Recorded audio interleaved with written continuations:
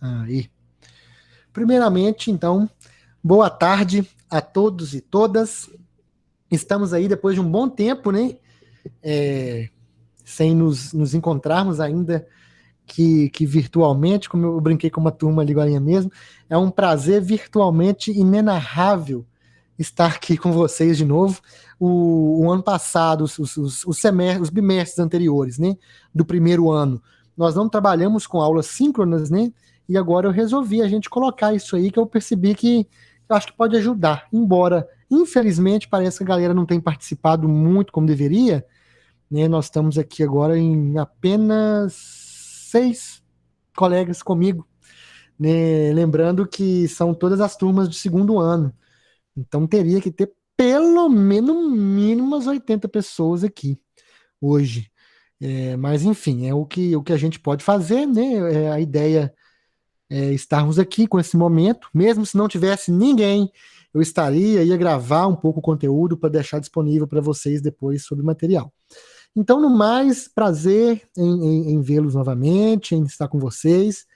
Espero que estejam todos e todas bem, né? Embora esse cenário pandêmico insiste, né, em continuar, mas se Deus quiser, ao que tudo indica, está passando, vai passar. Nós vamos em breve poder voltar, pelo menos um mínimo de normalidade, né? E retomar as nossas atividades, os nossos estudos, os nossos trabalhos de uma forma um pouco mais digna, né, do que ficar meio restrito em casa e tal. É, eu queria. Vocês estão me ouvindo bem? De novo, eu vou perguntar. Vou sempre perguntar porque Tá. não. Eu não. Alguém falou alguma coisa que eu não entendi. Falei que tô ouvindo bem. Ah, tá, ok. Natália, beleza. É, então, eu queria pedir o seguinte: nós estamos em tão poucos. A gente não tem que ter muita cerimônia entre a gente, não, né? Vergonha, essas coisas. Eu queria pedir assim, a câmera, beleza, né? Cada um tem a sua privacidade, gosta, não gosta. Quando eu posso, muitas vezes eu opto por ficar com a câmera fechada também, quando eu estou participando de alguma coisa. Obviamente que não sendo como professor, né? Mas isso aí tranquilo.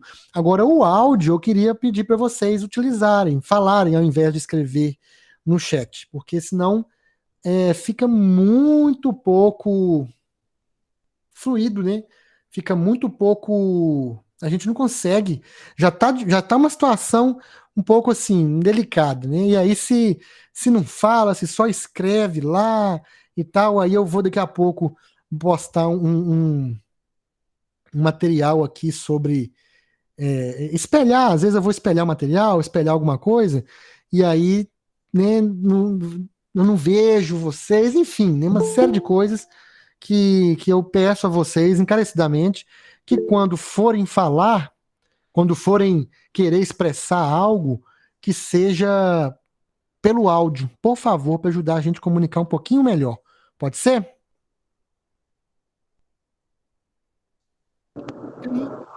Tá bom. Beleza.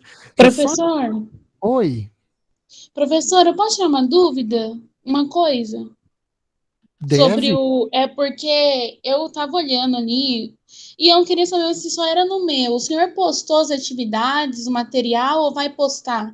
Não, eu vou postar. Nós vamos falar disso aqui agora no início, tá? Pode ficar tranquilo aí. Quem falou? Eu tava com outra aba aberta aqui, eu não consegui ver quem falou, mas pode ficar tranquilo que nós vamos. Nós Eu, vamos. professor. Bárbara. Bárbara. Bárbara, pode ficar tranquilo que eu vou falar sobre isso hoje. E, na verdade, assim, já adiantando, até amanhã o conteúdo já vai estar lá. Porque eu escolhi, assim, a gente fazer essa primeira aula, introduzir, ver onde a gente vai pisar, legalzinho, explicar algumas coisas, e aí a gente começa, eu já disponibilizo em seguir esse material para vocês trabalhar, e aí a gente vai desenvolver, tá? Pode ficar tranquilo aí. Deixa eu só. Cadê, meu Deus? Eu tinha acabado de abrir o livro aqui, o PDFzinho, não tô achando ele agora. O raiva que eu tenho disso.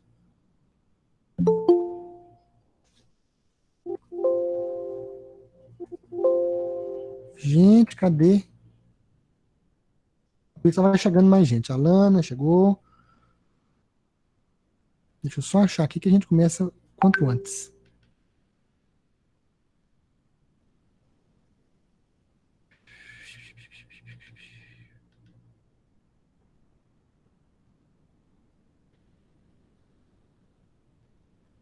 Ô, Senhor, não é possível.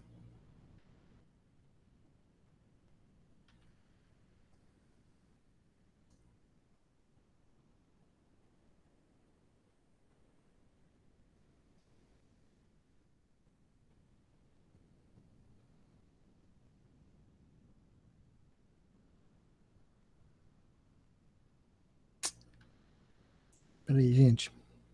Eu preciso desse materialzinho pra gente começar aqui, senão eu não deixar prontinho aqui, senão eu não consigo falar e ficar procurando ele ao mesmo tempo.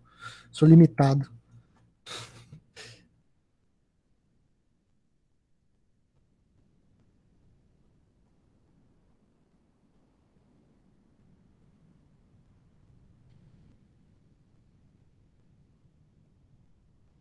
Acho que eu vou achar, hein?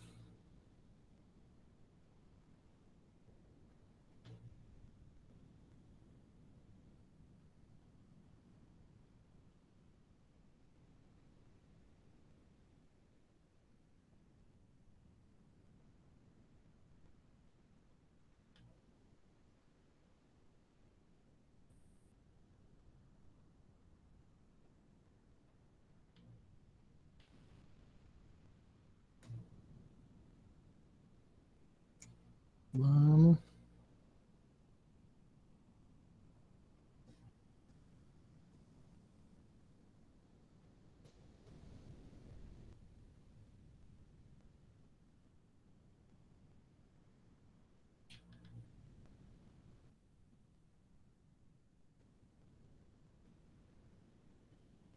Aí.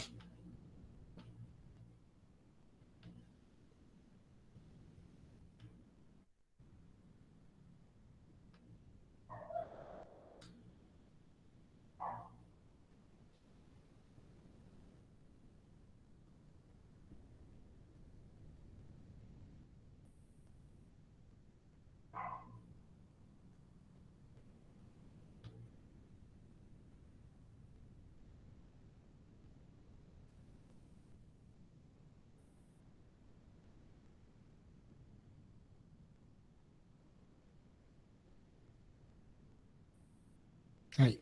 Então vamos lá. Perdão aí pela espera. Consegui achar aqui o que eu precisava. Então, galera, chegou mais um pouquinho de gente aí. É o seguinte. Nós vamos. Nosso módulo começa hoje, né? Dia 14, e vai até o dia 25 de junho. Sendo, na verdade, até dia 26, que vocês poderão entregar as atividades que nós vamos desenvolver até o dia 26 de junho. Então, são 15 dias no total a partir de hoje. Aparentemente é pouco tempo, né? Porém, a gente, desde o semestre passado, está organizado em módulos, justamente para tentar organizar, ficar com menos disciplinas em cada módulo, para que todos possam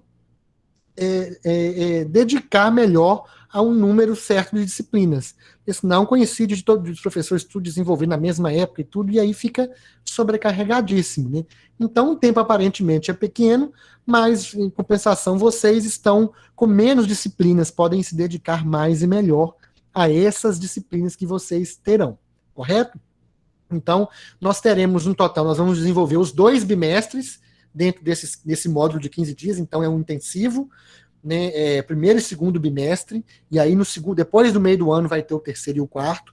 Então agora os 2 primeiros, nós teremos 2 encontros síncronos iguais a este. Síncrono no caso de, né, aqui na aula virtual. Será hoje, 2 aulas, nós começamos, né, começando agora às 16 e vamos até às 17h40, e segunda que vem do mesmo horário. Né? Então hoje nós vamos dialogar um pouco sobre a primeira parte do nosso conteúdo, né, sobre as primeiras discussões que nós vamos ter e falar e ouvir sobre o nosso conteúdo. E eu já posto amanhã os materiais e atividades referentes a este conteúdo. E na segunda que vem a gente vai para a segunda parte do conteúdo. E em seguida eu já posto as atividades, né, posto lá no Moodle essa segunda parte do conteúdo. Então, assim, tudo que nós vamos fazer é via Moodle, vocês já estão desenvolvendo outras disciplinas, vocês já têm esse conhecimento. nós vamos fazer pelo Moodle, pela plataforma Moodle, né? Até o ano passado a gente estava usando o Google Classroom, né? Só que a Google ia cortar esse benefício, né, para a instituição, porque é pago, não sei como é que é lá. E aí, então, a instituição migrou para o Moodle, que é uma plataforma que, particularmente, eu estou achando bem melhor. Não sei o quanto vocês já mexeram, mas para mim é muito mais intuitivo, muito mais tranquilo de trabalhar do que era o Google Classroom. Mas, enfim, essa é a oficial. Nos casos que o colega ou a colega tiver alguma justificativa para não acessar a internet, não tenho acesso, não consigo, eu não tenho o aparelho, ou eu não estou sem internet, vocês deverão entrar em contato com os coordenadores dos cursos de vocês, agropecuária Gislane, professora Gislane, e agroindústria, professor Walterson, e expor essas questões, que aí vocês terão direito, né, claro, ao acesso a esse material impresso, lá no IF, tem que buscar lá, né, eu não sei como a coordenação organiza, tem que marcar horário, buscar, depois entregar as atividades também, são entregues lá e elas chegam até a mim para eu fazer as correções e lançar as notas. Mas a prioridade, pessoal, é aqui pelo Moodle.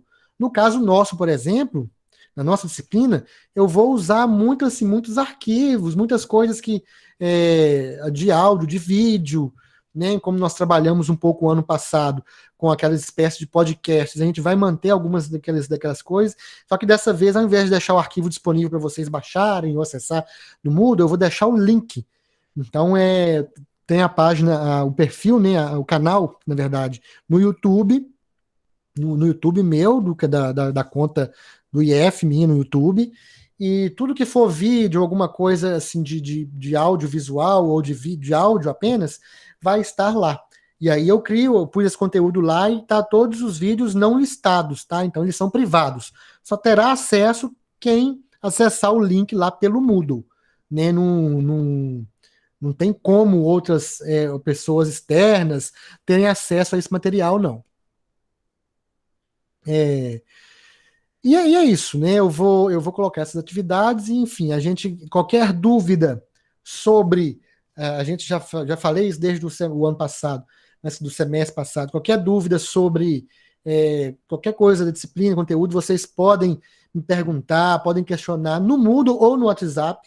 Para essas dúvidas corriqueiras do dia a dia, eu prefiro que seja o WhatsApp, porque é mais direto, está na mão, né? A chance de eu responder com mais rapidez é bem maior. Ana Laura, conseguiu entrar, Ana Laura? Tá aqui, Ana Laura? Ela mandou lá no grupo. Tô sim, professor, consegui agora. Tá. Então, no grupo do WhatsApp é mais na mão, né? É mais rápido. Mas podem ficar à vontade para mandar também. Só não vou, assim, misturar a questão de e-mail, essas coisas, não ficam muitas coisas. Mas vocês estão acostumados. Vocês já, como diz, infelizmente a vacina não chegou para nós da Covid, mas a vacina desse trabalho, do trabalho remoto já chegou. Nós estamos vacinados, desde o ano passado, já sabendo minimamente a lidar com essas questões, certo? Então, desejo a todos nós, né, um bom começo de disciplina, de módulo, né, nós estamos tendo o primeiro contato nesse ano letivo de 2021 agora. Parabéns a vocês que estão aqui no segundo ano, que conseguiram a promoção, que ralaram, né, foi difícil, mas estão aqui. Aos colegas que infelizmente não conseguiram, que permaneçam firmes, né, e fortes aí nessa luta aí, que é muito importante a gente conseguir progredir e andar para frente. Beleza? Alguma duvidazinha ainda em relação a essa questão dos conteúdos? Alguma questão do Moodle, todo mundo está tendo acesso? Vocês já entraram no Moodle, já sabem, já estão craques, ou tem algum problema em relação a isso aí ainda? Para mim tá tranquilo ainda. Isadora, tranquilo? Para mim também tá tudo bem. Tranquilo, professor, para mim. Então perfeito.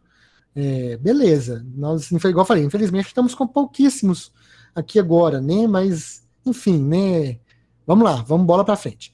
Então, galera, é o seguinte, hoje, na verdade, é uma introdução, né, que eu quero fazer em relação ao conteúdo que nós vamos ver. Esse conteúdo ele vai estar postado para vocês em um apoio em PDF, apoio em áudios e vídeos, como eu falei, e apoio também em slides. Então, hoje, a minha ideia aqui é a gente fazer um bate-papo aqui, fazer algumas reflexões que vão introduzir sobre o nosso assunto, tá? antes de falar de fato o que é esse assunto, eu quero soltar aqui um exemplo dele, para a gente começar a discussão com ele, um exemplo de manifestação de música que vai dizer respeito sobre o que é que nós vamos trabalhar nesse primeiro momento, que inclusive é o que a nossa ementa pede, tá? A gente tem uma ementa que nós temos que seguir do plano de ensino, né? Não sei se vocês têm acesso a esses planos, mas eles são todo ano repassados às coordenações feitos pelos professores, e tem um roteiro lá que tem que ser seguido, né? A forma que isso vai ser feito, a gente que vai descobrindo e vai planejando, mas tem que ser dado. Então, vou pôr só um trechinho, prestem atenção nisso que eu vou colocar, vou pôr primeiro só a imagem, depois eu espelho, a imagem não, só o áudio, depois eu espelho a tela e vamos experienciar um pouquinho vendo também. Mas, primeiramente, vamos lá, ó.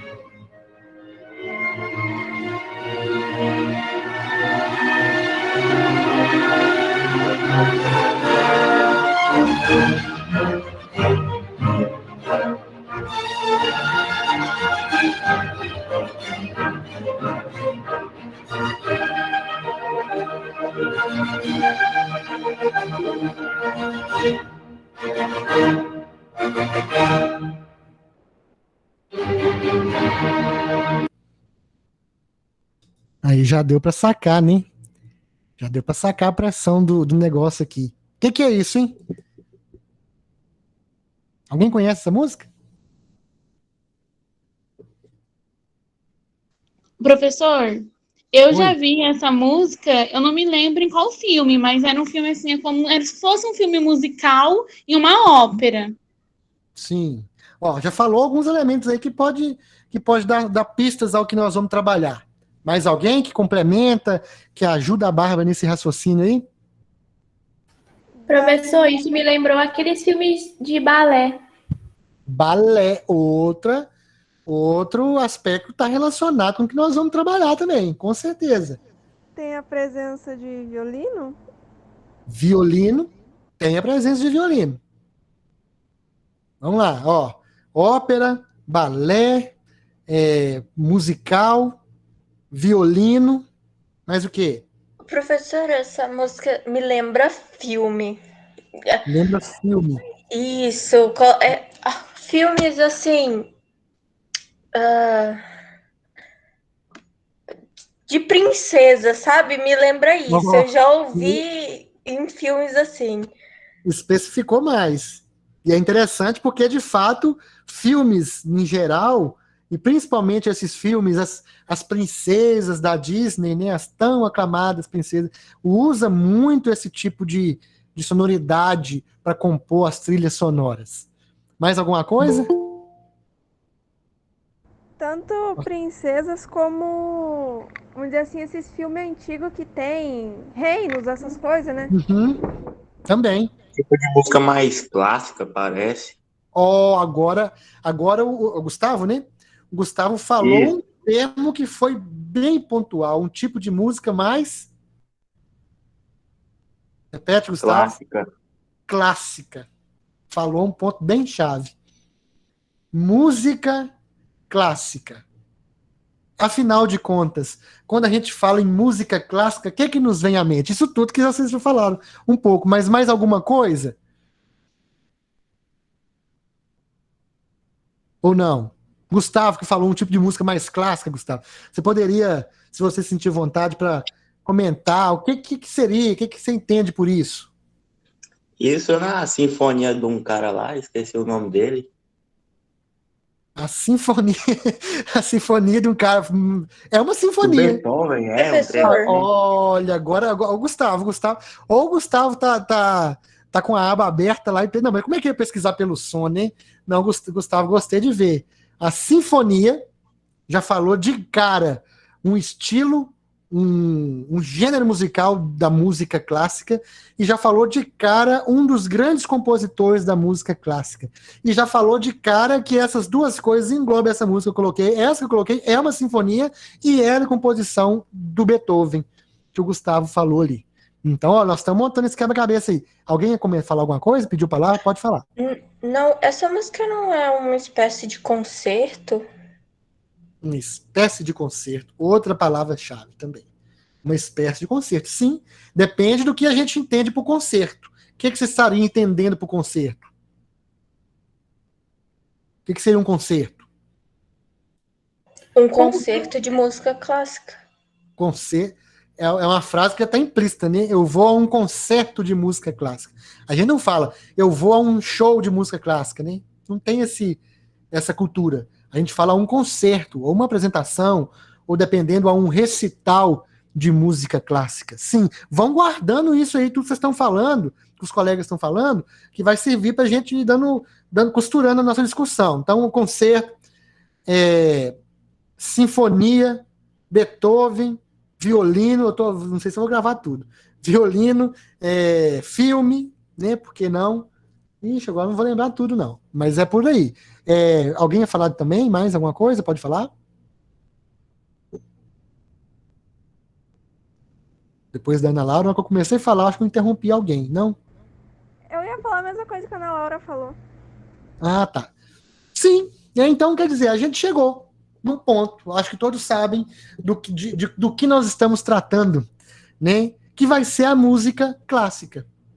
A nossa ementa nos pede para nós desenvolvermos durante o ano letivo das turmas de segundo ano, a história, aspectos culturais, aspectos da arte e da música do século XV ao século XX.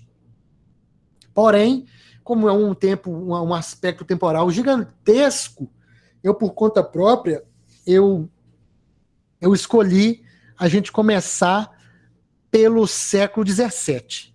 O século XV ia ficar muito lá atrás, ia ter muita coisa ainda mais na situação de agora, nós temos que condensar algumas coisas, nós vamos começar pelo século XVII. Mas nós vamos falar de música clássica. Esse vai ser a nossa, hoje e durante essa primeira semana, vai ser o conteúdo que vocês vão debruçar sobre ele. Né? E o segundo conteúdo, já falando na frente, como vocês já perceberam, eu sempre gosto de fazer isso, nós vamos trabalhar um pouco alguns aspectos da música popular também, da música brasileira. Eu sempre gosto de mesclar, e da cultura, não só música, mas cultura brasileira. Eu sempre gosto de ir mesclando, nunca deixar de lado o nosso, né, as coisas nossas, para nós conhecermos mais do nosso próprio país, digamos assim. Então, é isso aí, galera. Música clássica. O que seria música clássica? Nós temos é muito comum quem vai discutir, mesmo na área específica de música, estudantes, né, ter essa divisão muito grande entre música clássica, tá num lugar, e música popular, tá no outro lugar. Então, obviamente, vamos pensar primeiro separado. Para a gente entender a gente tem que entender o outro, senão não teria duas coisas. O que seria? Vamos primeiro pelo que tem chance da gente ter mais vivência. Música popular. O que seria música popular? Nós falamos tanto disso no semestre passado. No ano passado. O que seria música popular? Essa palavra. O que essa expressão sugere? Seria música que, vamos dizer assim, todo mundo escuta, que todo mundo tem o costume de gostar. Sim, relaciona-se. Mas alguém queria completar? Música mais conhecida, assim, no Brasil, por exemplo. Sim, popular. Tem uma expressão chamada pop, né? Música pop vem de povo, de popular. É justamente isso. A música popular é que tem um apelo de massa maior, que tem um apelo popular. Quando a gente fala que algo é popular, algo é conhecido, né? Algo é conhecido em diversos ambientes, não só no ambiente específico, né? É diverso, perpassa por todas as, vamos falar esse termo, perpassa por todas as classes, por todas as culturas e tal. É uma coisa popular, é uma coisa de massa. Quando a gente fala de música popular, esse termo música popular está relacionado a essa ideia de música mais de povo, né? Aí tem duas coisas diferentes, né? A música popular brasileira, vamos falar de Brasil, mas existe a música popular em qualquer lugar, né? Músicas que são mais comerciais, vou usar esse termo, músicas que são mais diretas, que conecta ao povo de uma maneira muito direta. Existe, no caso, a música popular brasileira, inclusive tem essa sigla, né, MPB, que é essa sigla que foi criada no final dos anos 50 para rotular, é um rótulo, a MPB é como se fosse um rótulo, um selo, para rotular uma série de artistas brasileiros que surgiam e que ganhavam destaque naquela época. Então é muito comum quando a gente pensa em MPB, a gente pensa em quais artistas? Teriam alguns para citar? Alguém? Gilberto Gil? Gilberto Gil, um grande... Caetano Veloso? Carne e unha com Gilberto Gil, Caetano Veloso, outro grande ícone da música popular brasileira. Mas qual? Já falaram dois grandes nomes aí.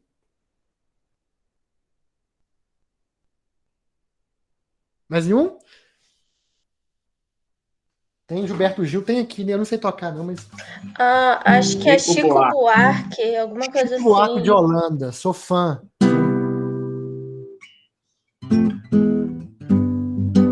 Gilberto Gil tem aqui, né? Andar com fé eu vou, que a fé não costuma falhar. Andar com fé eu vou, que a fé não costuma falhar. Andar com fé eu vou, que a fé não costuma falhar.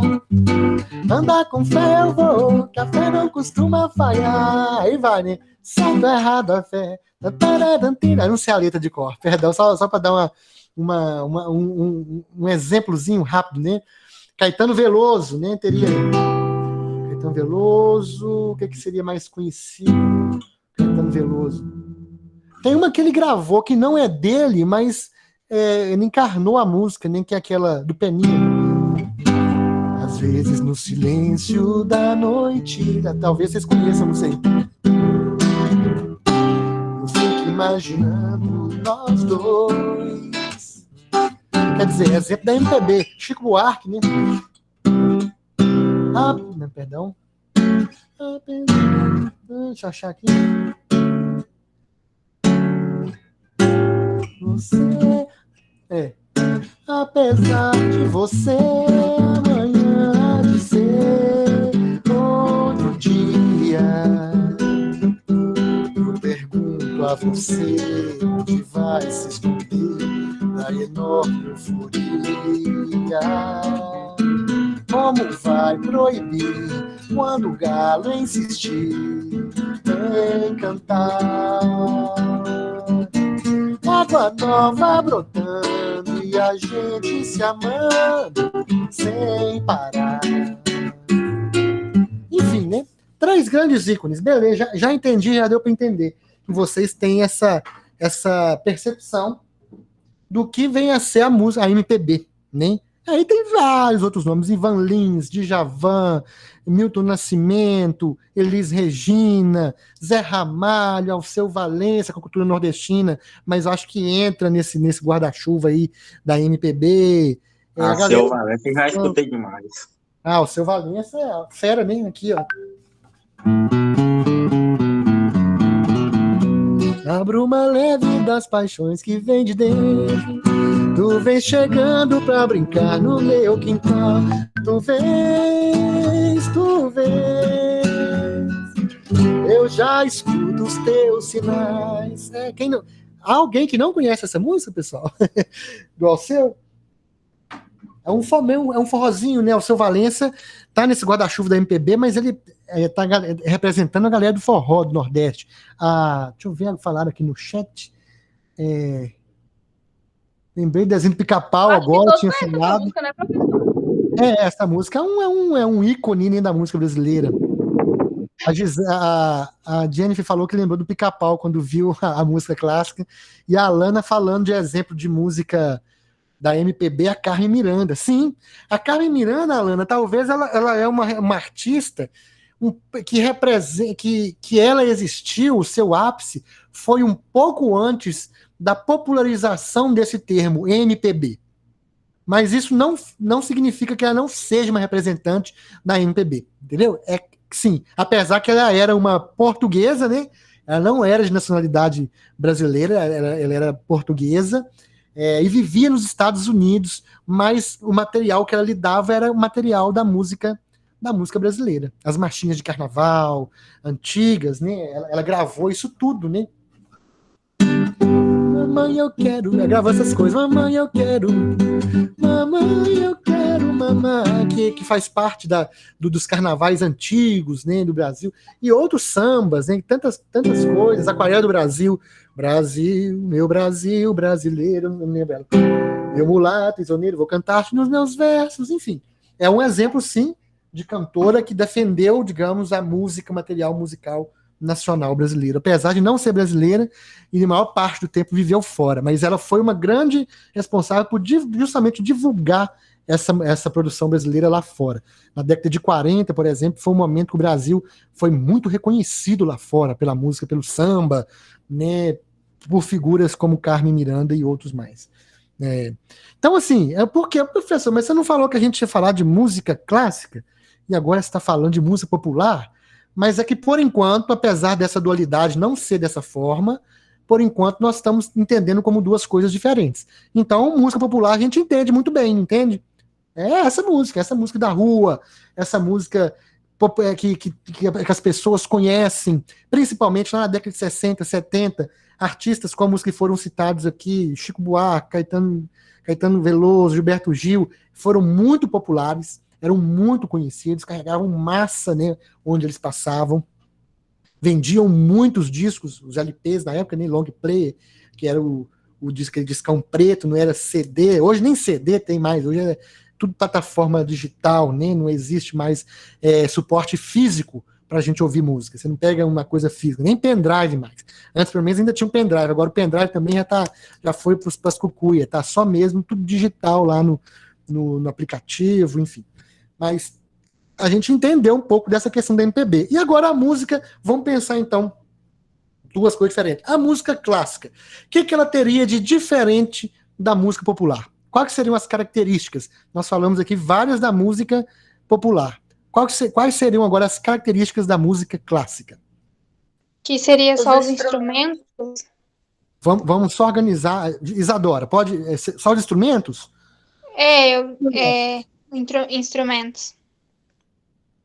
Isadora, eu vou ter que discordar de você. Porque, por exemplo, falaram ópera no início aqui. Ópera é cantada. E ópera é um gênero, é uma forma de música clássica e é vocal. Eu entendo, eu acho que eu entendo quando você fala a questão de instrumento, porque de fato, na música instrumental, na música clássica tem assim, talvez uma soberania, né, em termos de quantidade em relação à música instrumental. É maior do que a quantidade de músicas vocais como a ópera.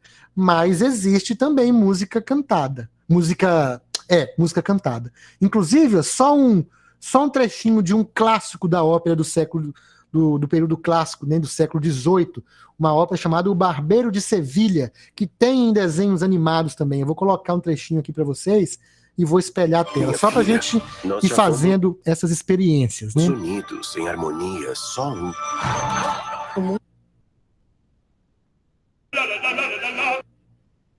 Peraí. O áudio, quando coloca música, passa para vocês aí legal? Vocês ouvem bem? Sim, professor. Tá, ok, então. Deixa eu espelhar a tela agora. E aí, igual eu falei, a Alana falou de novo, com uma grande diversidade instrumental. Sim, nós vamos voltar lá nessa questão das formações, Alana, de instrumentos e tal. Nós vamos falar aí nesse trechinho aí que vai nos interessar isso aí. Deixa eu só passar essa, já que falaram só de instrumento, eu vou pôr um contraponto aqui agora, né, que é uma música vocal também, né? Não é que ela não tem instrumento, mas ela é cantada. Se não espelhar para vocês aí, vocês me avisam, tá? Para mim aqui já tá dando que já tá espelhando. Ele é de um compositor chamado Rossini, um compositor italiano, né? Só um trechinho, tá?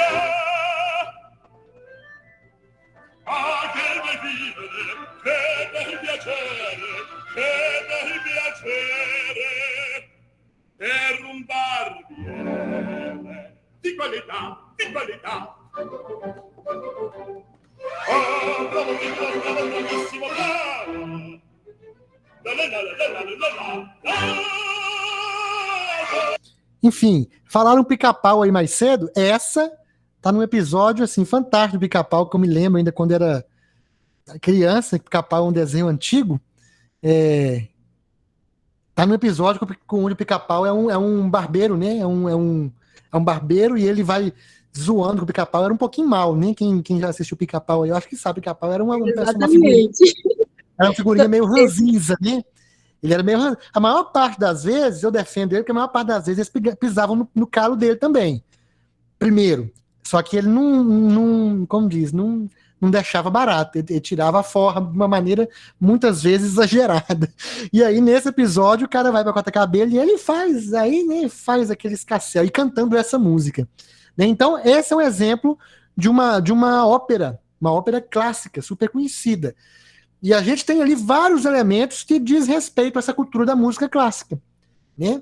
No caso da ópera, a gente viu rapidinho ali que a ópera é como se fosse um musical, né? A ópera tem essa qualidade. Além da música, ela tem a questão da encenação, tem a questão do figurino, questão do cenário. Você vê que tem todo um cenário. A ópera é isso, ela conta uma história onde os personagens vão cantando, né? Tem partes que são mais cantadas, como aquela ali, que é chamadas árias, e tem partes chamadas recitativos, que é como se não fosse cantado, mas fosse declamado, assim, mais falado. Então a ópera é essa característica. E é um tipo de música clássica, então a gente vê que não é só música instrumental, né? É música vocal também, tá? Ainda nessa busca por características da música clássica. O que mais poderíamos falar? O que a gente poderia pontuar aqui? É que todas essas músicas clássicas tem alguém que conduz a tonalidade delas, fica alguém lá na frente conduzindo, que ninguém falou. A gente está falando de quem? Como é que é o nome dessa figura? Alguém sabe? Eu esqueci, eu tava com ela agorinha na mente. É o maestro? O maestro. O maestro ou o regente, exatamente. É muito forte. Até agora nós não falamos o que é música clássica, mas não me interessa também se não falar, até porque o que é mesmo, ninguém não tem uma definição unilateral. A gente está falando de elementos, né? Pode falar, Gabriela. Outra coisa, eu acho que a música clássica, ela, diferente da música popular, ela é bem formal, então eu acho que ela era mais apreciada pela classe mais alta, digamos assim, os nobres. Tem muito isso, Gabriela. A gente vai comentar aqui também que tem muito isso, tá? Eu Pode acho falar. que a Gabriela queria dizer assim que é uma música mais fina. Uhum. O próprio conceito, vamos lá, já que vocês tocaram nisso aí, para a gente começar a definir de uma maneira mais. Porque, como eu já estava falando, só finalizar no anterior, a gente está falando até agora vários elementos que fazem parte do universo da música clássica, não é verdade? A gente não está falando o que é ainda. Né? Muitas vezes, essa pergunta também não importa. O que importa é justamente o que está saindo. Mas já a ideia é refletir um pouquinho, vamos lá. É a própria palavra clássica, na etimologia dela, já carrega esse ar de superioridade que a Gabriela citou ali e que a Ana Laura falou também de fino. A música clássica, além desse termo clássico, um outro termo muito utilizado para defini-la é música erudita. Né? Inclusive, nós vamos até usar mais o termo música erudita, para não confundirmos com período clássico. Porque nós temos o período clássico da música clássica, e nós temos a música clássica como esse assunto que nós estamos entrando nele hoje. São duas coisas diferentes. O período clássico é aquela música feita em um determinado tempo, que nós vamos ver ali depois. Agora, a música clássica, como uma ideia abrangente, ela é todo esse universo. Então, para evitar essa confusão, nós vamos nos referenciar à música erudita. A música erudita, então, esse termo erudito, o que significa? Né? Se a gente for pensar em erudito, o que é uma pessoa que tem erudição? Alguém saberia? Uma pessoa que tem dinheiro, digamos assim? Uma pessoa Muitas mais vezes, rica, mais alta? Muitas vezes, infelizmente, principalmente na nossa sociedade de terceiro mundo, no Brasil, não estou falando que o Brasil é porcaria não, tá, gente? Eu só falando, o Brasil é um país, terceiro mundo, tá? A gente sabe os nossos problemas da América do Sul e etc. Muitas vezes, infelizmente, tá ligado, a erudição tá ligado a poder aquisitivo, mas não necessariamente teria que estar ligado. Erudição, a pessoa erudita, é aquela pessoa que tem acesso ao conhecimento, que conhece muita coisa. A pessoa erudita, ela sabe, ela conhece, ela detém um conhecimento. Vamos traduzir sem a gente pôr no Google, quer ver? Só de curiosidade. O que significa erudito? Vê o que o Google fala.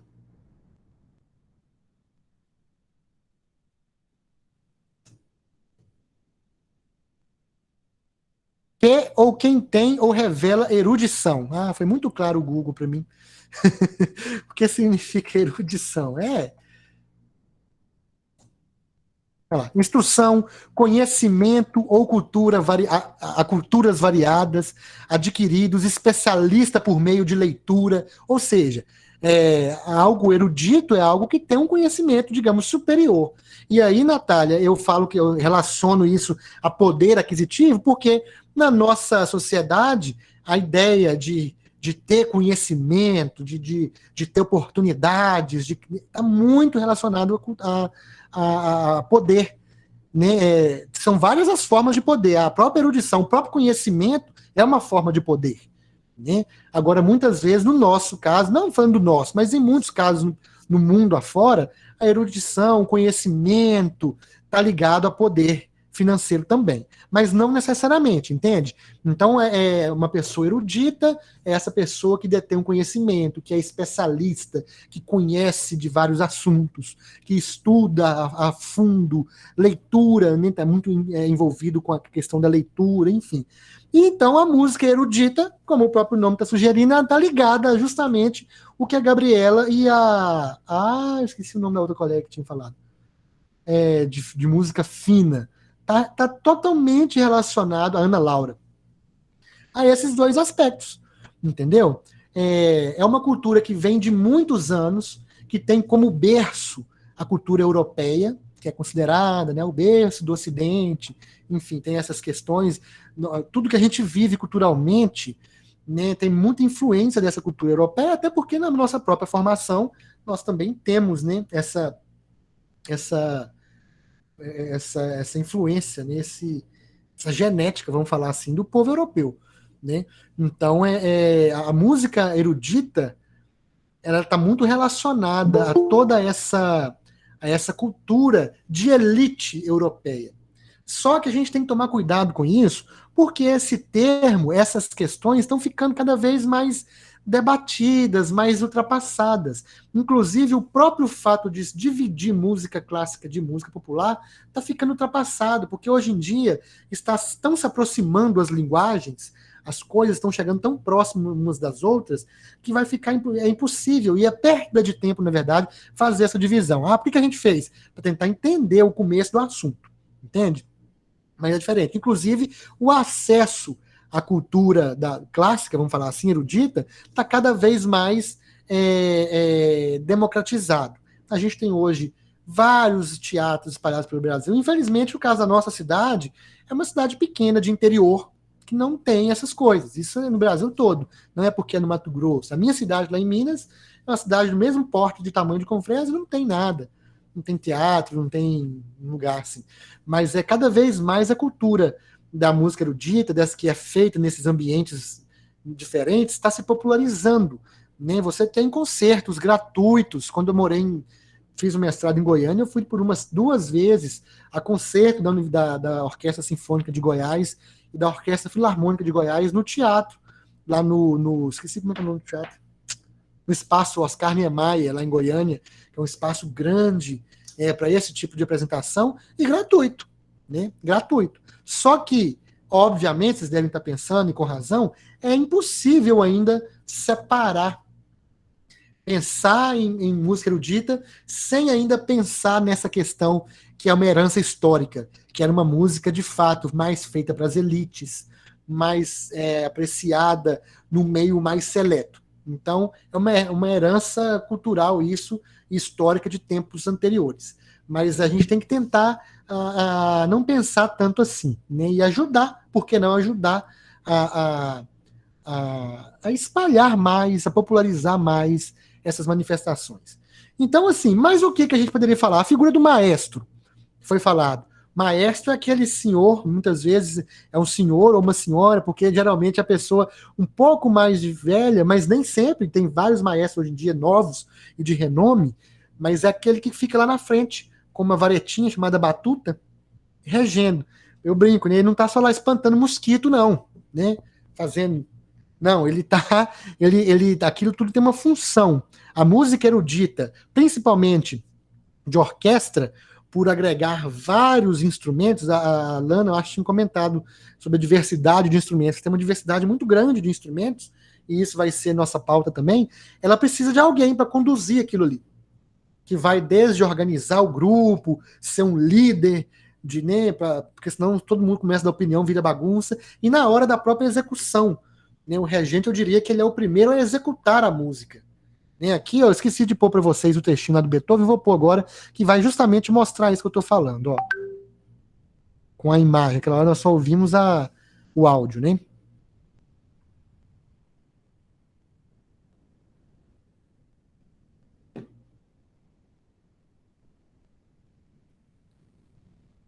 Olha aqui, ó. Deixa eu ver só qual orquestra é essa. Não fala orquestra. Fala o condutor, né? Não, fala. Aqui a orquestra, condutor, que é o maestro, e o lugar, né? Foi em 23 de julho de 2012. Mas vamos lá, ó.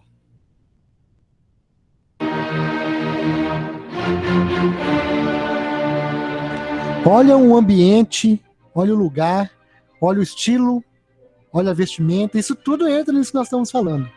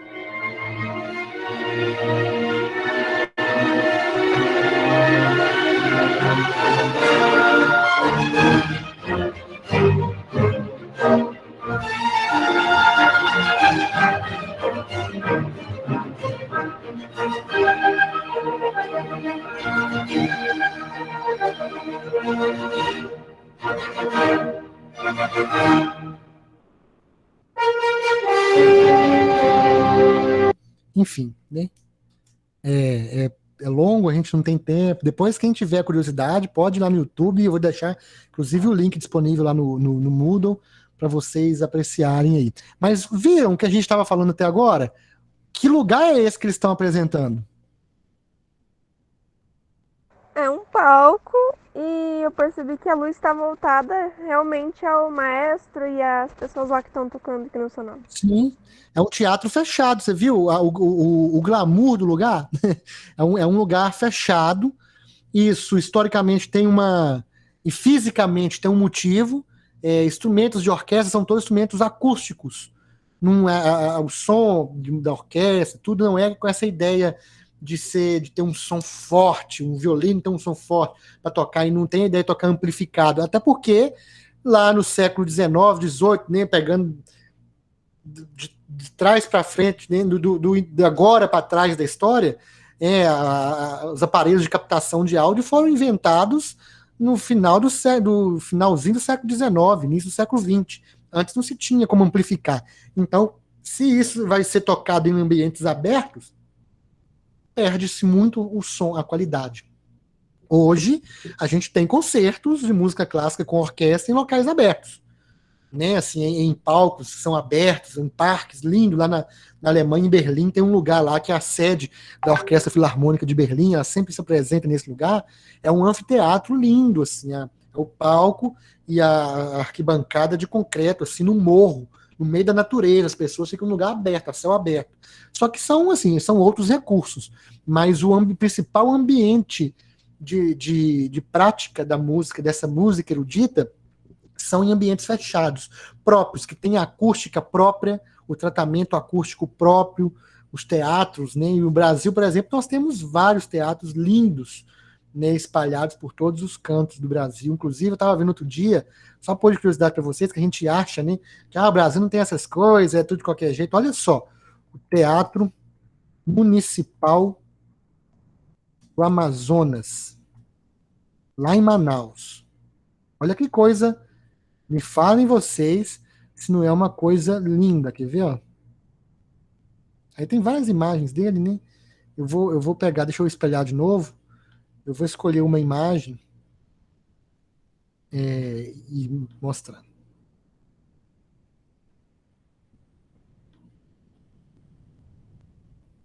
Espelhou aí? Sim. Olha que coisa magnífica, né? Eu queria abrir a foto, não vai abrir não, coisinha. Abrir maior. Mas dá pra gente ter uma ideia, né? Vocês não conseguindo ver no cantinho aqui, né? Pra mim não tá aparecendo, professor. Não tá aparecendo? Não. Oxe. Peraí. Por que não tá aparecendo? Deixa eu salvar a imagem, que aí vai aparecer, não é possível.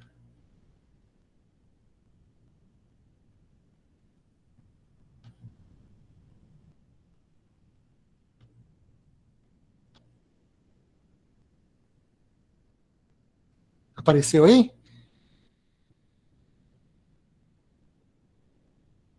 Alô, gente? Sim. Tá. Olha só, é um teatro do período colonial, né? Ele foi construído no final do século XIX, eu acho que ele ficou pronto em 1896. Olha só, que lugar bonito, né? Que lugar no norte do Brasil, né? Lá em Manaus. Né? Então a gente tem em São Paulo, a Sala São Paulo, que é um dos principais lugares de concerto hoje. Eu tô mostrando só para a gente ter uma ideia, né? Um lugar muito bonito também.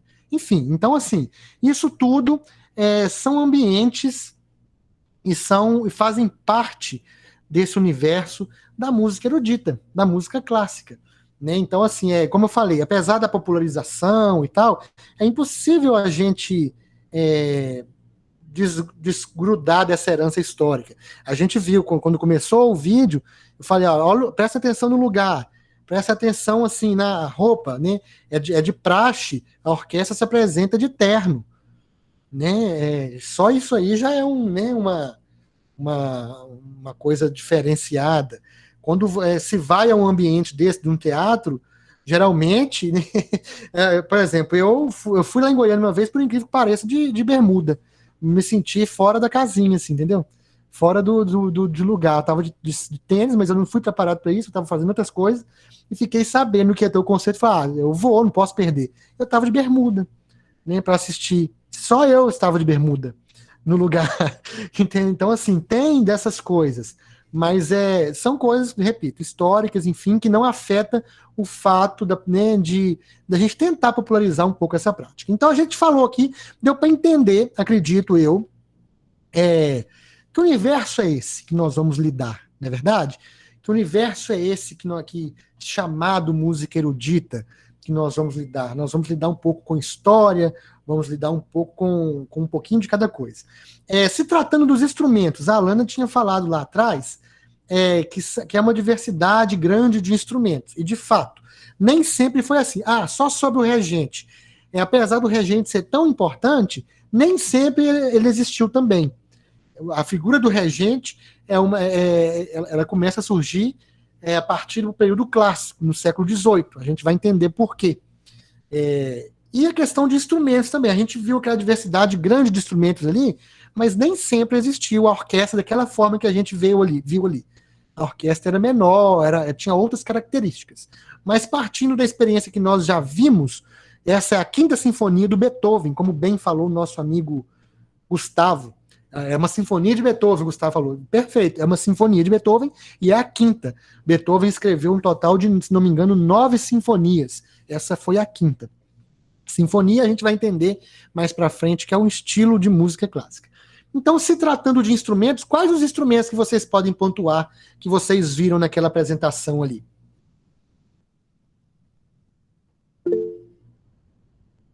Violino. Violoncelo. Acho que é violoncelo, né, professor? Aquele que é tipo um violão grandão que vai e apoia no chão. Isso. Exatamente. Violino, violoncelo. O violoncelo, Ana. Ana, toda hora eu perco, perdão, Ana. Ana Laura. O violoncelo, ele é maior que o violino, mas ele não é tão grande. Esse grandão que você falou que apoia no chão, o violoncelo também apoia, mas o músico toca ele sentado. Agora o grandão apoia no chão e o músico fica em pé, de tão grande. Ele é o contrabaixo. Ele, assim como certo. A música popular, o contrabaixo elétrico, que é tocado tipo igual uma guitarra, né? O corpo dele parece uma guitarra. Na música erudita nós temos contrabaixo acústico, que é da família ali dos instrumentos de corda, né? Mas eu vou falar um pouquinho sobre esse instrumento, mas eu quero que vocês falem primeiro os que vocês conseguiram perceber. Já foi falado violino, violoncelo, mas qual? Tem as cornetas, trombeta, não sei como que é o nome. Tem as cornetas, trombeta, saxofone, flauta. O saxofone é um instrumento que ele é usado em orquestra, mas de forma muito restrita. É até o meu instrumento aqui, ó. Tem paixão, é o instrumento que eu estudo de verdade, é o saxofone. Esse aqui é um saxofone. Professor, o que o senhor não toca? Tem muita coisa, tem muito instrumento nessa vida, é uma diversidade muito grande. Uma banda. Né? Aqui é o sax tenor. Na próxima aula eu vou deixar ele montado aqui, que aí eu tiro um som nele para vocês ouvirem, só de curiosidade. Meu primo tocava. Modéstia à parte, muito bonito. E esse aqui é o sax soprano, que é da família dos saxofones, só que ele é menorzinho, né? Ele é mais agudo, bem mais agudinho do que esse. Esse é um grave, esse aqui é um instrumento mais agudo. Por que eu estou mostrando? O saxofone é um instrumento muito novo na história da música clássica. É um instrumento que foi inventado no meados do século XIX. Isso, se tratando de música erudita, é muito recente. Em grande parte da obra, peraí, só põe no suporte aqui. Grande parte das obras de referência da música erudita já tinham sido compostas quando o saxofone foi inventado. Então ele entrou no repertório só do final do século XIX para frente. Então é um instrumento muito restrito, ele não faz parte como titular, vamos falar assim, da orquestra. Ele é usado em algumas composições que exige, aí se a orquestra quer interpretar aquela música, tem que pôr um saxofonista, ou 2 ou 3, seja quantos forem pedidos. Agora não é titular. A Alana tá me zoando aqui, falou que eu assassinei a cultura da música clássica indo de bermuda lá no concerto. Foi, mas foi melhor ter ido que eu ter pedido a oportunidade, né? 0800, né? E eu tava lá no lugar, falei, eu vou. Na hora que eu olhei assim, falei, bermuda. Pelo menos não tava de chinelo de dedo, aí seria pior, aí eu acho que eu não ia, não. Mas, enfim, né? A gente tem que aproveitar as oportunidades. Mas, enfim, então a gente falou 2 instrumentos aqui até agora, que faz parte da família dos instrumentos de corda, violino e violoncelo. E aí o Gustavo tem umas trombetas, uns negócios, trompete que chama, isso que provavelmente está chamando de trombeta, e tem outros instrumentos similares. Além desses, tem quais outros? Aí flauta, né? A sanfona faz parte, professor? Qual? A sanfona? Sanfona, não.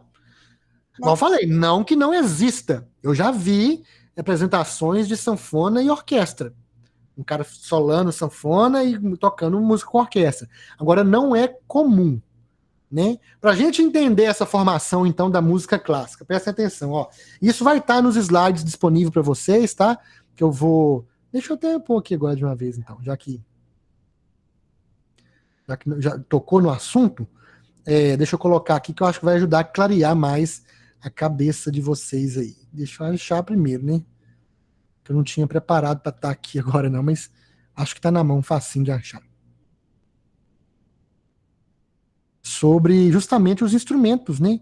Uns instrumentos de orquestra aqui, achei. Então a orquestra sinfônica, ela é dividida em famílias de instrumentos. Quando a gente fala famílias de instrumentos, são instrumentos que pertencem ao mesmo modo de construção, como o saxofone que eu mostrei aqui. São instrumentos que partem do mesmo princípio. Porém, um é pequenininho, o outro é maior, mas eles fazem parte da mesma família. Correto?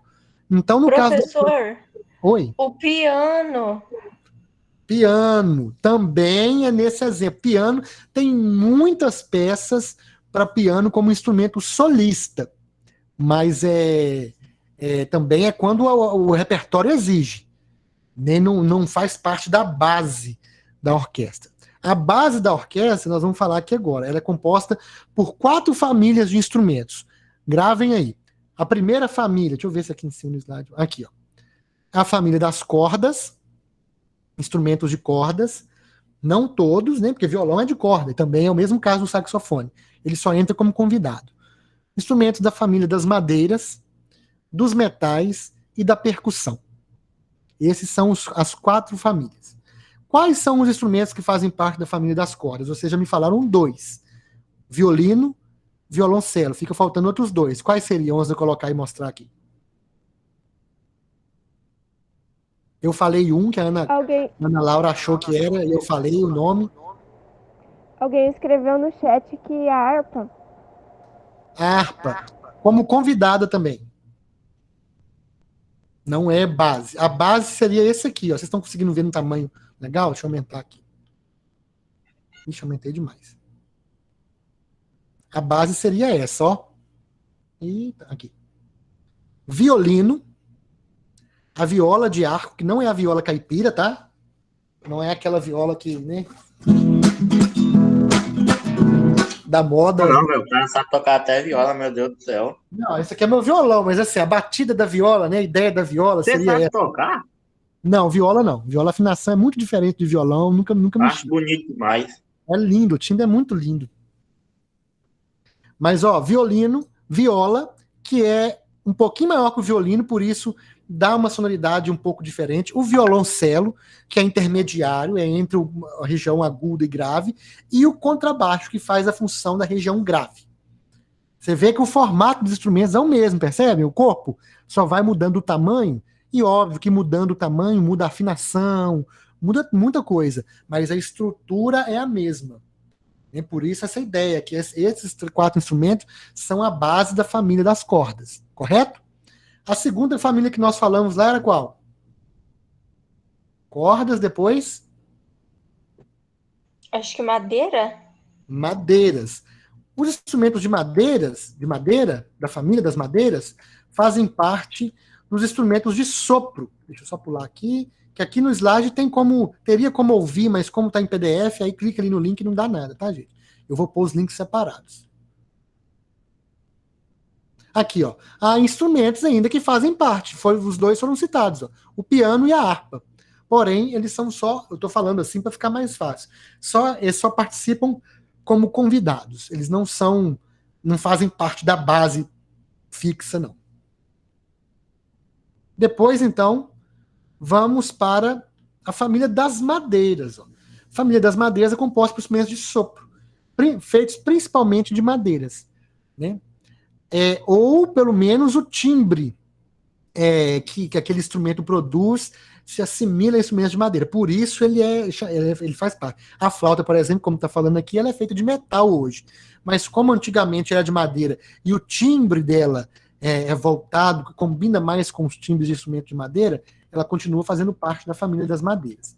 Então, ó, vamos ver a série de instrumentos aqui que fazem parte. A flauta a flauta transversal, que é essa que vocês estão vendo aí. O clarinete, esse outro pretinho compridinho aqui, é um outro instrumento de madeira. O fagote, que é esse grandão aqui, do lado esquerdo aqui da tela, que é instrumento de madeira. O oboé é instrumento de madeira. Então, esses 4 seriam a base principal dos instrumentos de madeira. Flauta, clarinete, fagote e o oboé. Porém, por exemplo, na família dos oboés, tem o oboé, tem o fagote, tem o contrafagote, tem o corno inglês. Todos com o mesmo princípio, mas são menos usados. Na família dos clarinetes, por exemplo, tem um clarinete, tem a requinta, tem o clarone, que seria um clarinetão grave, mas é menos usado. Os mais usados são esses 4, flauta, clarinete, fagote e oboé. A terceira família lá, qual foi? Cordas, madeiras, depois o quê? Metais. Metais, perfeito. Família de metais também são instrumentos de sopro. Porém, como o próprio nome sugere, os instrumentos são de metal e a produção dos instrumentos são diferentes. No instrumento de madeira, vou mostrar para vocês aqui. Espera aí.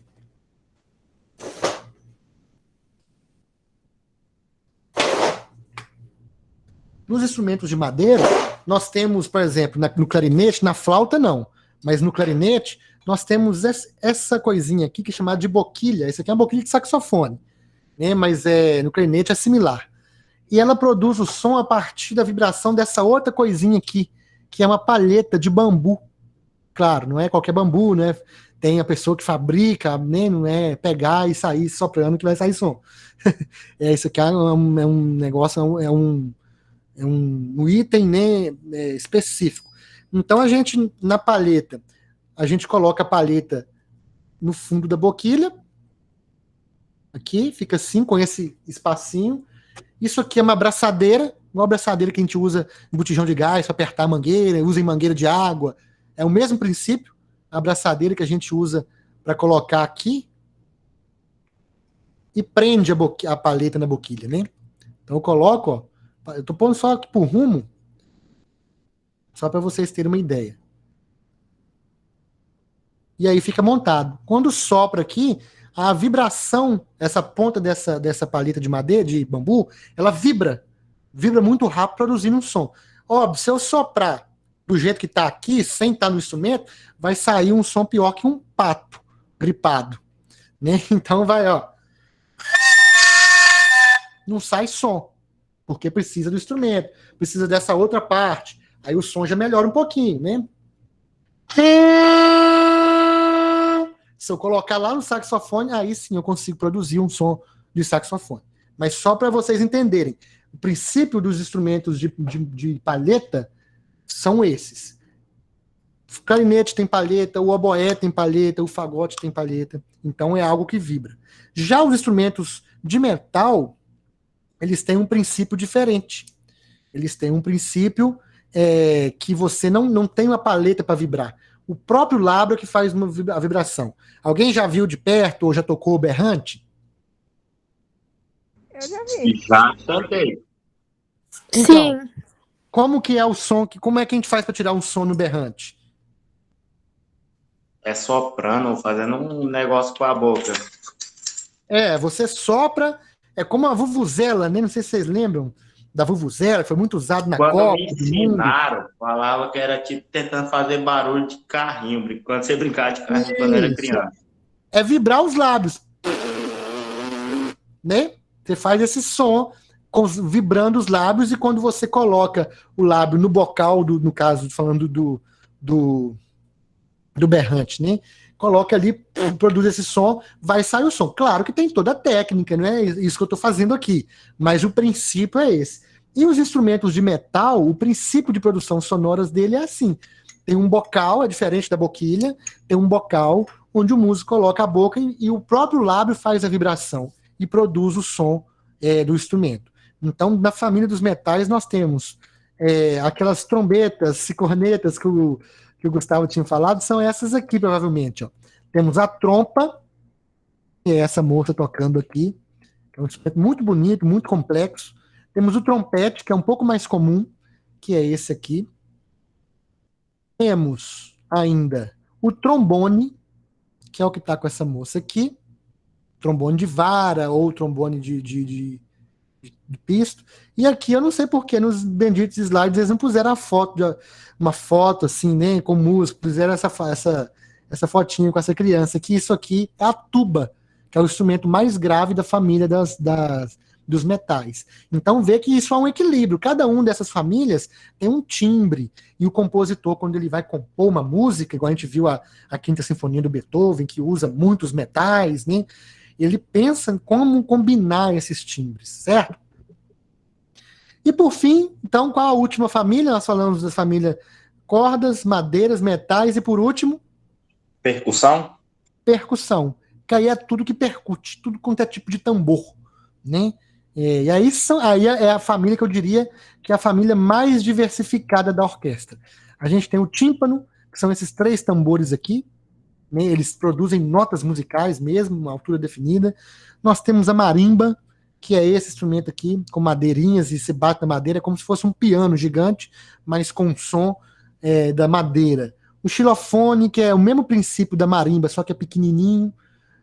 O vibrafone, que é o mesmo princípio da marimba, porém, ao invés de ser madeira, de vidro, onde você bate a baqueta é de vidro, então dá outro tipo de som, outro timbre.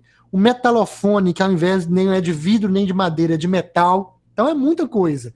Tudo produz um tipo de timbre diferente, apesar de ter os mesmos princípios. O carrilhão, que é esse aqui é gigante, esse aqui deve ter, do chão até lá em cima, deve ter uns 2 metros.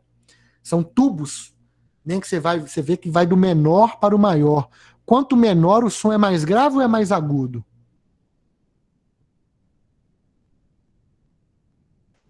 Alguém saberia? Pegando aqui da direita para a esquerda nesse instrumento. Se eu bato nesse sinão grandão aqui, o maior aqui da esquerda, ele vai dar um som mais grave ou mais agudo que o menorzinho aqui? Eu acho que mais grave. Mais grave. O princípio da física é esse. O saxofone que eu mostrei para vocês aqui, aquele maior, que é o sax tenor, dá um som mais grave, mais grosso. E o sax soprano, que é menorzinho, o tubo dele é menorzinho, vai dar um som mais agudinho. Né? Então esse instrumento aqui é muito interessante. Enfim, aí aqui vai falar que é muito variado. Tem os pratos, ó, que são esses aqui. O bombo, que é similar àquele bombo que é usado na fanfarra, só que esse aqui é grandão, não dá nem para pendurar ele fica nesse suporte especial aí. Tem o triângulo, que é usado no forró, na música popular também, mas é usado na orquestra. A caixa. Aí são muitos, pandeiro, depende da música, depende do tipo de composição que se vai interpretar, certo? Então, se tratando de formação instrumental, isso que nós vimos aqui agora, é o universo da música erudita, certo? Nem todos existiram desde sempre. Existiram não, né? Na verdade nem todos desde sempre foram usados em orquestra sinfônica, mas eles fazem parte do material, né? Eles fazem parte dos instrumentos que são usados hoje. E de muito tempo para cá, desde o século XVIII para cá, que a orquestra sinfônica se estabeleceu da forma com que ela é hoje, certo? Ela tem esse formato, porque como eu disse, a música lá do período barroco não era uma orquestra, era um grupo bem reduzido de instrumentistas e tal. Agora, a música do século XVIII para frente, que é o período clássico em diante, começa a surgir essa formação daquele jeito ali. Família de cordas na frente, madeiras e metais e percussão lá no fundo, que automaticamente você tem que ficar atrás, porque é o que mais tem potência sonora. Se colocasse eles na frente, tampava tudo. Aí fala, professor, mas música erudita, então, é só orquestra? Não. Você tem música erudita para um instrumento, para piano, só piano solista. Você tem música erudita para instrumentos solistas, que não. Você tem música erudita para grupo de câmara. Grupo de câmara são aqueles grupos menores, que não é do tamanho de uma orquestra, mas também não é uma ou duas pessoas só. Um grupo, sei lá, um quarteto de cordas. 2 violinos, uma viola, né, de arco e um violoncelo. É um grupo de câmara, são 4. Né? Câmara por quê? Por ser menos pessoas, são músicas que na época era característica serem feitas em lugares menores. Então por isso chamado música de câmara, numa sala pequena e não num teatro daquele tamanho. Aí claro que hoje em dia pode ter música de câmara em teatro, em lugar aberto, do jeito que quiser, mas o conceito do termo vem daí. Música de câmara são músicas com grupos menores em espaços menores. Né? Mas aqui, como a gente está conhecendo um pouco do universo geral da música erudita, o que é mais comum é nós termos como exemplo a orquestra sinfônica, que é o que mais representa a música erudita. Pessoal, alguma coisa? Vamos abrir para vocês falar. Eu estou falando muito, minha garganta já está até ardendo aqui hoje.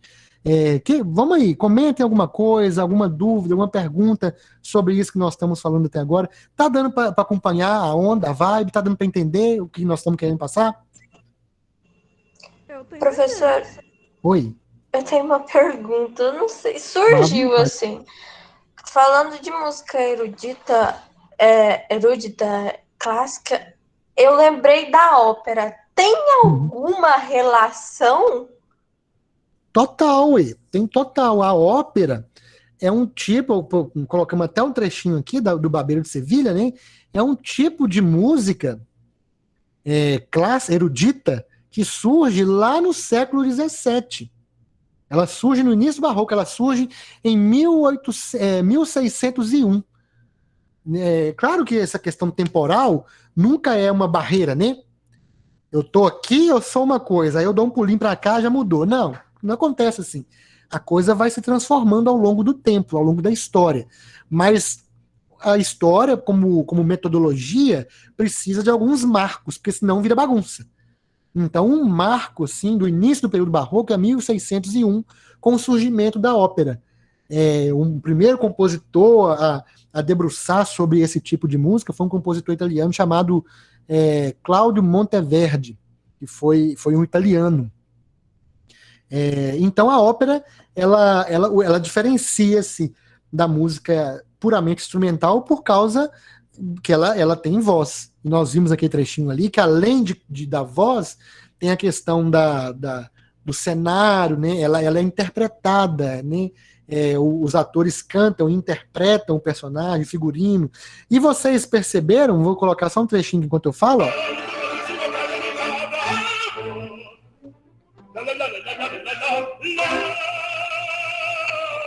Olha só essa forma de cantar, isso é comum? A música popular utiliza dessa maneira de cantar? Sim ou não? Não, né? Definitivamente não. A música popular, a gente até fala no meio musical, não exige essa impostação da voz. Isso a gente chama de impostação. Entende? De cantar. Eu não sou cantor, não tenho técnica nenhuma, mas não é que eu não tenho, eu tenho técnica para orientar. Fazer, eu nunca estudei, né, para fazer isso. Mas essa impostação faz parte da cultura da música erudita. Né? Então, assim, logo a ópera usa dessa impostação. A música da ópera, e não significa também que a música cantada no meio da música erudita seja só ópera. Tem outros gêneros que vocês vão ver aí. Mas a ópera é um tipo, assim como na música popular,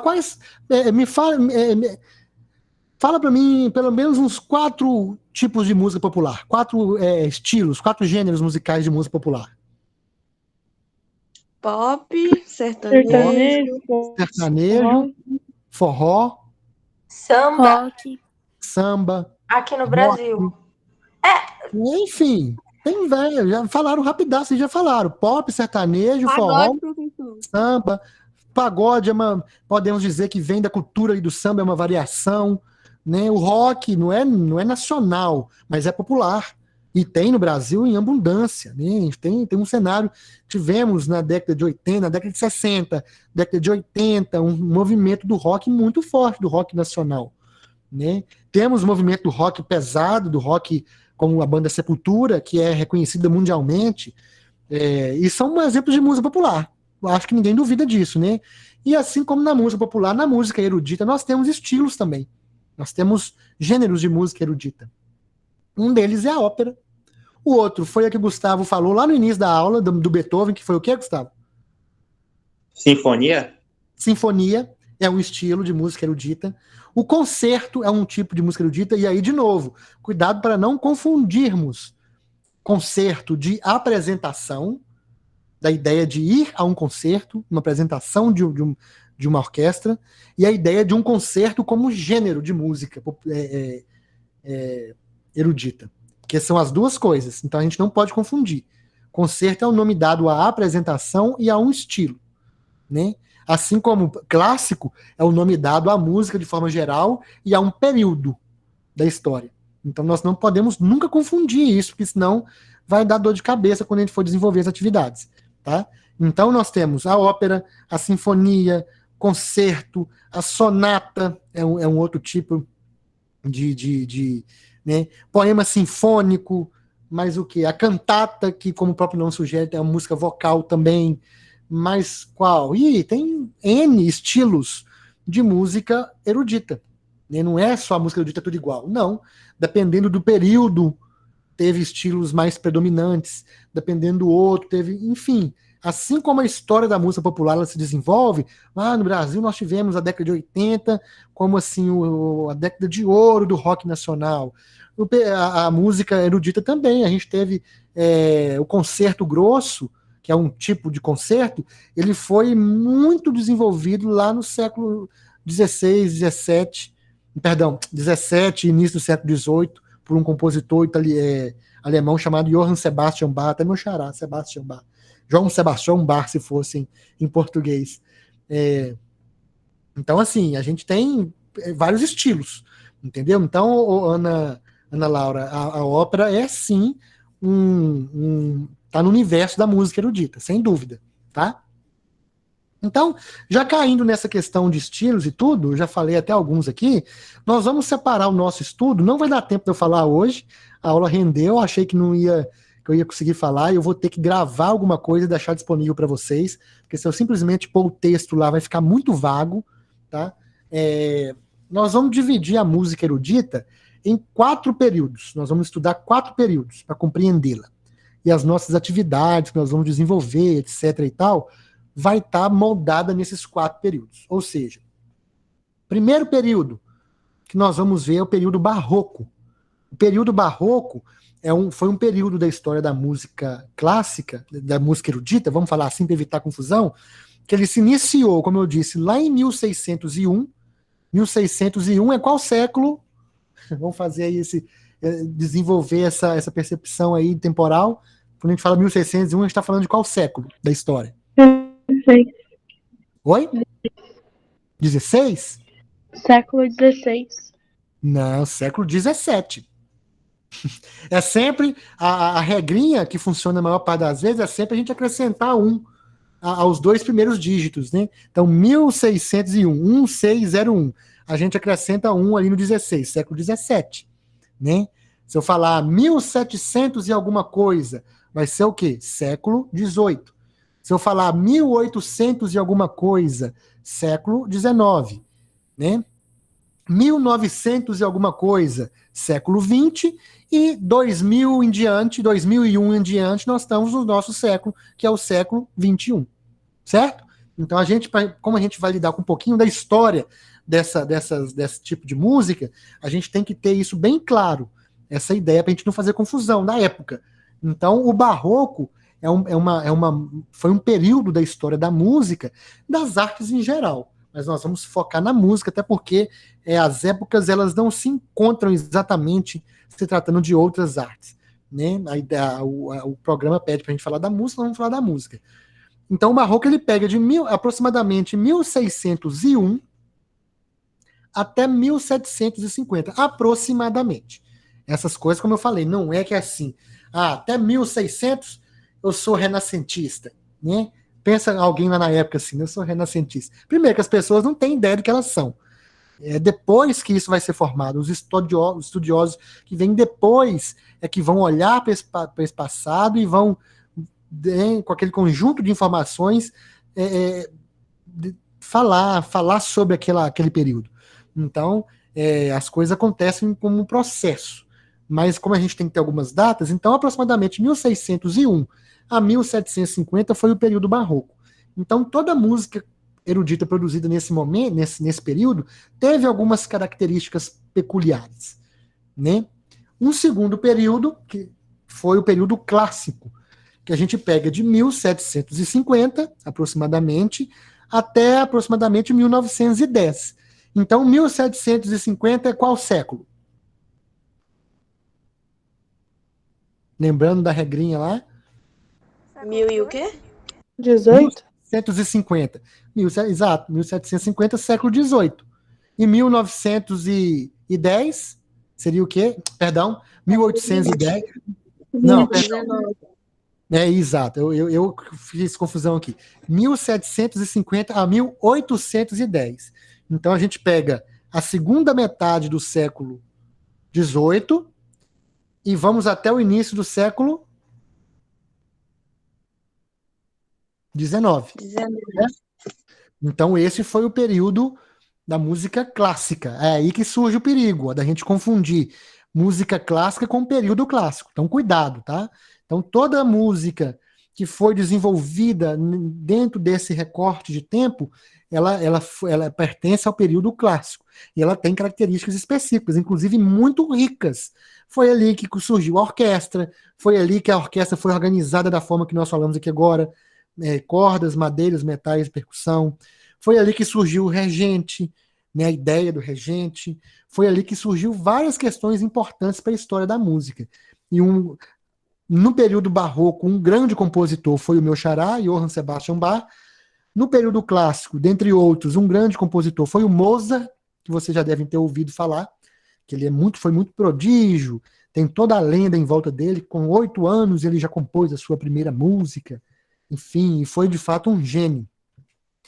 E aí nós temos então um outro movimento que vai ser o período romântico na música, que é aproximadamente entre 1910, 1810 até aproximadamente 1910. Então, século XIX até início do século 1910. Qual século é? Século XX. Século XX. Né? 1810 a 1910, século XX. Nesse período, foi o período em que reinou as ideias colocadas pelos compositores que vieram a ser chamados como compositores do período romântico. Beethoven, que é esse que nós ouvimos a Sinfonia número 5, ele é um compositor que a gente pode dizer de transição. Ele tem tanto elementos que caracterizam mais do período clássico, como elementos que o caracterizam mais como do período romântico. Porque ele viveu, ele existiu, né? Nesse período de transição. E o Beethoven foi uma figura que inovou muito, porque foi um outro gênio da música, e ele trouxe muitos elementos inovadores para o estilo de compor, que veio a se fundamentar na música do século XIX, na música do período romântico. E, por fim, nós vamos ter a música contemporânea, ou a música moderna, que é toda aquela música que é desenvolvida ali durante o século XX. E se a gente for dar corda, aí vem até o nosso século, que até os dias de hoje se produz música clássica, música erudita, se compõe, isso não é coisa de velho. A gente está falando de história, mas ela existe até hoje, ela é feita, só que hoje com outros elementos, com outras questões, né, que são muito mais loucas, vamos dizer assim, do que as questões que os compositores tratavam na época deles lá para trás, entendeu? Então nós vamos tratar desses 4 períodos. Período barroco, período clássico, período romântico e século XX, né? A música moderna, música contemporânea. Contemporânea que se diz respeito do nosso tempo, né? Então, o século XX é nosso tempo, apesar de vocês todos, né, serem nascidos já no século XXI, mas o século XX está logo ali, é o século dos nossos pais, né? Nossos pais pertenceram àquela realidade ali do século XX, né? Enfim, eu nasci no século... Eu não sou vocês, né? Eu sou um pouquinho mais velho já, não tanto, mas um pouco mais. Eu nasci em 89, então ali final do século XX. Então, por isso que é música ou arte contemporânea. Contemporânea é que é do mesmo tempo, que é próximo, que faz parte dessa mesma realidade, certo? E aí, a minha ideia hoje era ter falado, mas a gente já começar a ouvir e ver características de cada um desses períodos. Só que, infelizmente, o tempo não deu. Então, o que eu vou fazer? Eu vou disponibilizar para vocês o material que já está pronto, né, que são o texto, os slides e as atividades que nós vamos desenvolver. E, no máximo, até quarta-feira, eu consigo acrescentar esse material de apoio para dar uma ajuda para vocês, que vai ser um vídeo. Eu vou gravar um vídeo ou um podcastzinho. Eu vou gravar algo sobre esses períodos, algo básico, para dar um subsídio para vocês desenvolverem as atividades, para vocês compreenderem um pouco mais desse universo, né? Porque só falando assim em uma aulinha como nós tivemos hoje, obviamente não é o suficiente. Eu falei muito, eu não queria ter falado tanto assim, mas enfim, né? Enfim, espero que tenha dado para a gente conseguir estabelecer algumas coisas, né? Já consegui fazer essa introdução e aguçar um pouco da curiosidade, que eu acho que o principal é isso. No ano passado, antes da pandemia, a gente trabalhava isso de uma forma bem mais dinâmica. A gente dividia em grupos e cada grupo fazia o que eu chamei de concertube, que era apresentar um concerto de música clássica. Claro que não é tocar, mas é trazer um vídeo de uma apresentação, e aí a gente fazia na sala, convidava a galera, né? E punha, e aí os grupos explicavam, faziam uma análise rápida sobre aquela apresentação, compositor, período, características da música, e colocava a música para a galera ouvir. Só que agora vai ser, pelo nosso tempo de produzir isso, e por o formato que nós estamos fazendo, acho que fica um pouco difícil. Então nós vamos fazer atividades um pouco mais simples, escritas, dando um feedback do que nós estamos falando, um pouco mais fácil. Ok? Alguma pergunta, pessoal? Alguma dúvida? Algum comentário? Alguma sugestão? Estou disposto aí a ouvi-los e acatar e a gente combinar o que for possível. Alguma coisa para acrescentar?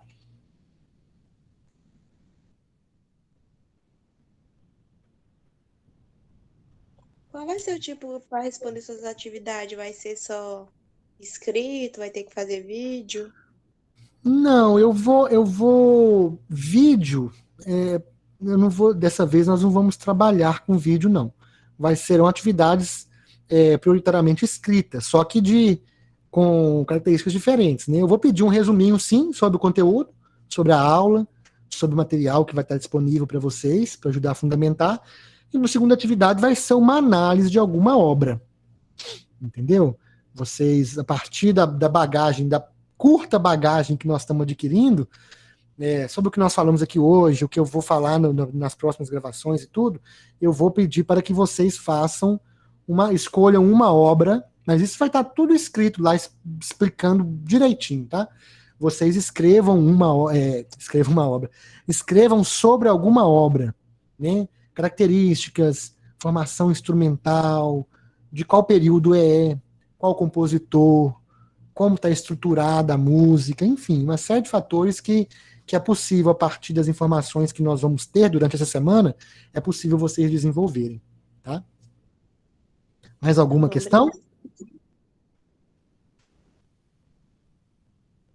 Agora que eu estou vendo o chat aqui, a Lana colocou aqui, perguntou harpa, tipo os que fazem na beira do mar para ondas fazerem a música. Não entendi muito, Alana, ficou fora de contexto agora também, né? Provavelmente na hora que você perguntou, nós estávamos em algum assunto, só que eu não vi. Se quiser perguntar de novo, se quiser comentar, pode ficar à vontade, tá? Aquela última categoria que tem de você bater, sabe, para fazer som.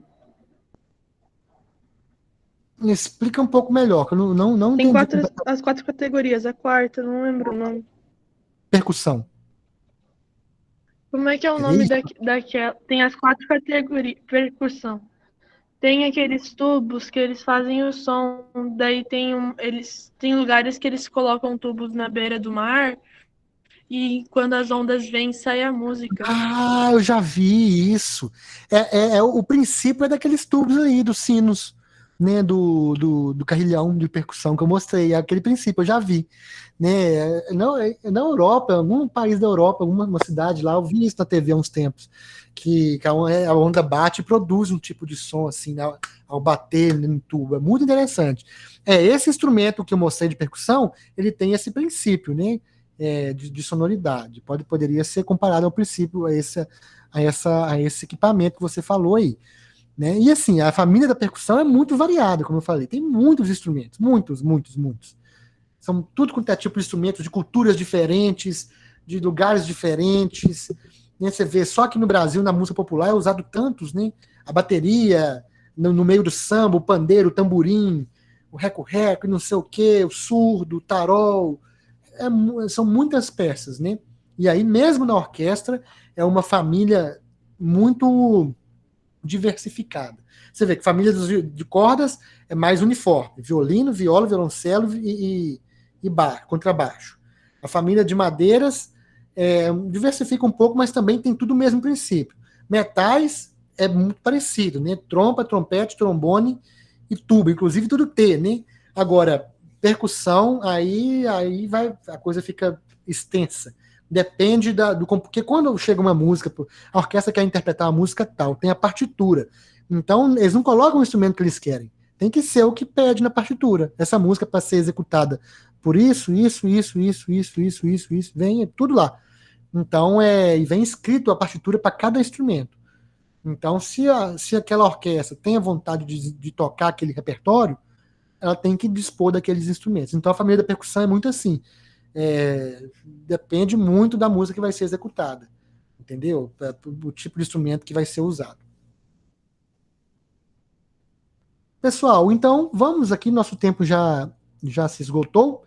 Eu queria agradecer imensamente a presença de vocês, por terem vindo, por terem participado. É tão importante a gente não desanimar, não desistir. E esses momentos, eu percebi o ano passado que esse momento aqui de aula 5, eu acho que é importante. A gente manter um mínimo de contato, embora serão pouquíssimos encontros. Nós faremos mais um encontro segunda que vem, no mesmo horário. Então ajuda a divulgar a galera aí, era para ter tanta mais gente, né? Nós temos as turmas com bem mais colegas, estamos aqui com pouquíssimos. Tenta divulgar, eu vou fazer igual eu fiz hoje, né? 10 minutinhos antes, eu mando o link lá no grupo, porque se eu programar o link fica ruim, porque o horário daqui é diferente do horário de Brasília, sempre dá problema.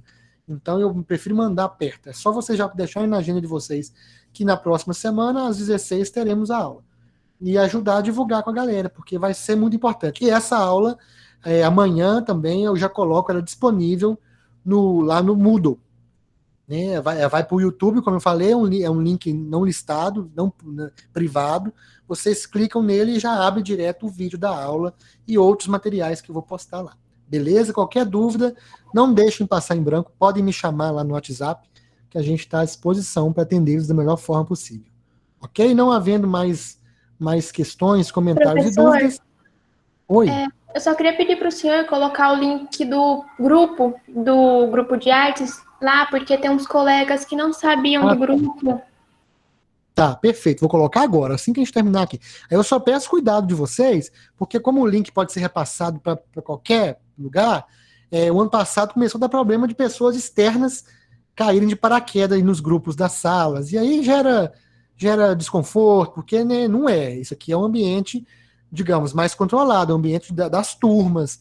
Então vamos ter cuidado com essa divulgação, ajuda a conscientizar os colegas aí, porque esse link é para ser usado para os colegas da turma, tá? Cada turma tem o seu link, para a gente não criar essa confusão, mas eu vou colocar lá agora, tá? Só me fala qual turma que é para colocar, porque eu não lembro de cabeça, Gabriela, é agropecuária, né? Agroindústria. Agroindústria, A ou B? A. Tá. Eu vou terminar colocando para todos, porque eu não sei se os outros também estão com esse problema. Mas eu vou, assim que a gente terminar aqui, eu já vou fazer isso aí já, beleza? Tá bom, obrigada. Pessoal, então fica assim. Um bom fim de tarde aí e bom início de noite a todos vocês. Permaneçam firmes e fortes. Segunda-feira estamos aqui de novo ao vivo e a cores. E durante a semana já vai estar material para vocês trabalharem à vontade lá. Não deixem acumular, beleza? Vou encerrar a gravação. Até, professor. Até a próxima aula.